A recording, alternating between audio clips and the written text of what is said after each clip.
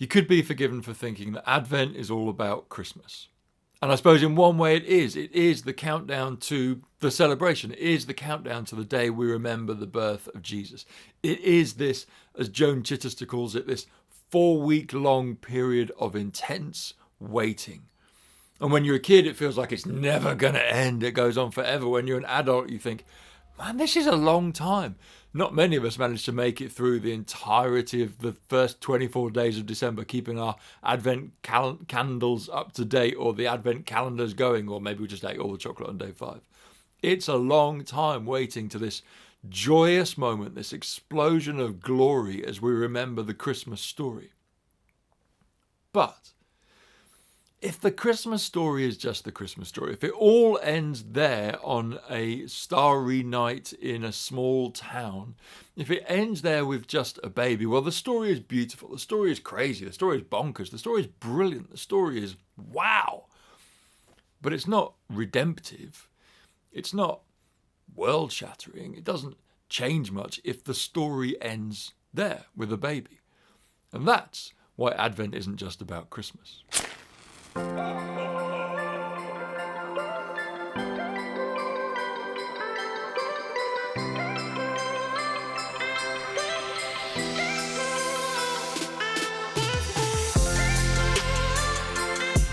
The high point of our story is a young lady who finds herself pregnant and gives birth to a boy, a much promised boy, a boy who comes with pre-advertising, a boy who, it is told to her by angels no less, is going to be the saviour of the world.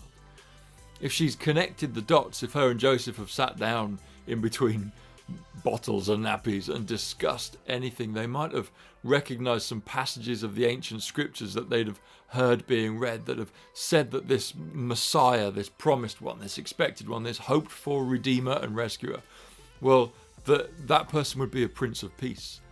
That the governments would rest on their shoulders, that the kingdom of this Messiah would last for all eternity and would never end, that peace and justice would flow from this person like an unstoppable stream, like a torrent of water, and it doesn't matter what you put in its way, nothing's going to stop it.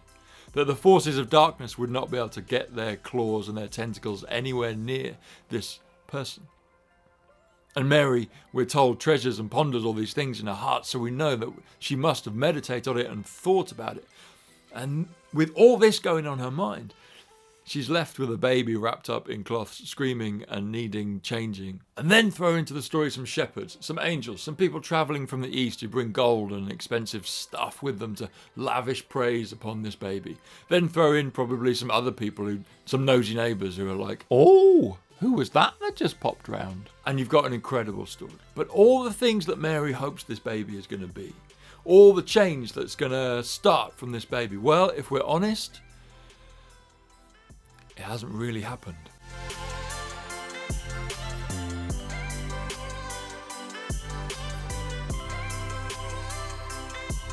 A rudimentary glance around, a quick scroll through your newsfeed, a conversation with somebody else, an internal audit of your own mind and soul will reveal quickly that not everything has been made good that was bad. Not everything that is dark has been made light. Not everything that is wrong and evil has been punished and made just and good. The world is not as it should be. But Advent reminds us that neither is it as it will be. Advent is an invitation into a way of stubborn and unrelenting hope. Tish Harrison Warren, who I've quoted 3 times in this little mini-series, says this: Advent is training in hope because this season tells us that when things lie fallow, they do not lie in waste. Things that seem dormant are not dead, and times of waiting are not without meaning, purpose, or design.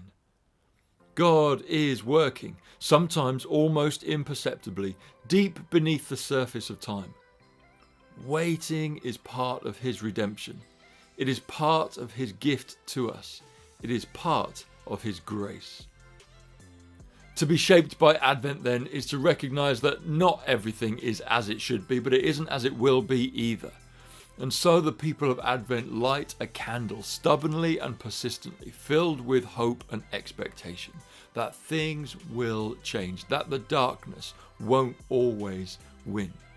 To light this candle is, if you like, a holy two fingers up to everything that is wrong, because Jesus has arrived on the planet once. That's Advent part 1. Advent part 2 is that he's coming back.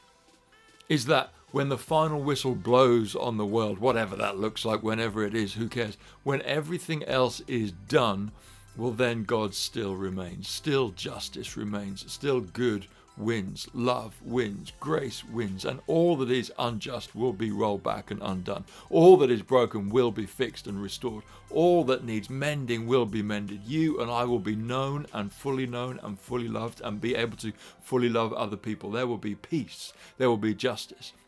The evil ways of the world will be dragged down, and all that was promised through the rescuer will be done. That's the hope of Advent. It comes in two parts. We recognize it didn't all come to fulfillment on that one dark, starry night a long time ago, but we got a glimpse of it. In fact, musing on hope, a few years later, Paul, who writes these letters which make their way into the Bible, writes that we don't have hope based on something we haven't seen. No. We have hope for the future precisely because we've seen something. Of course, he's writing just after Jesus had actually been there. He knew people that had actually shaken his hand and walked down the street and talked to him. And so he's, if you like, we've seen it. And because of what we've seen, because of who we've seen, we have hope. And you and I don't have the benefit of having actually walked down the road or shaken the hands or stood in a queue outside a post office with Jesus. But because of the dark, starry night, because of the shepherds and the angels and the wise men, and because of the prophecies, and because of the young woman who was kind and gracious in doing what God asked her to do, we have hope that this isn't as it will be, but that the baby is one day coming back.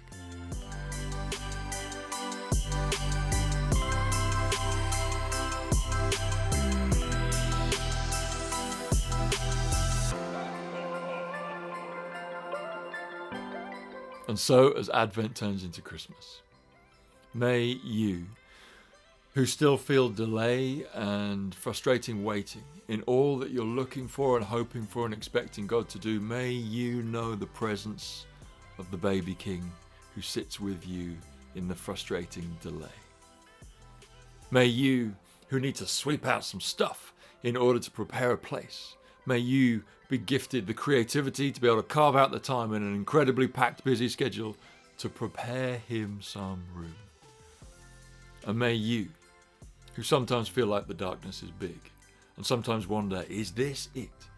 May you be given a stubborn, unrelenting, persistent, tenacious hopefulness based on an expectation that the King who came once in the dark, anonymous backstreets will come back again in glory and make all things good.